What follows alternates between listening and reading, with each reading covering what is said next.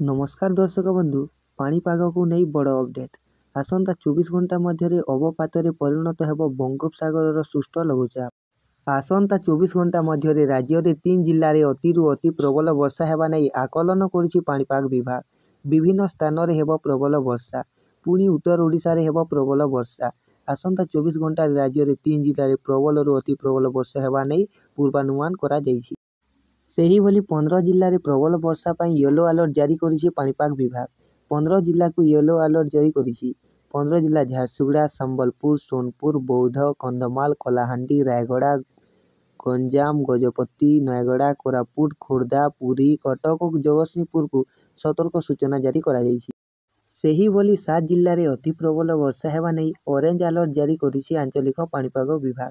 7 जिला देवगढ़, अनुगुल, ढेंकानाल, जाजपुर, केन्द्रापड़ा, बालेश्वर और भद्रक जिले में प्रबल वर्षा होइपारे।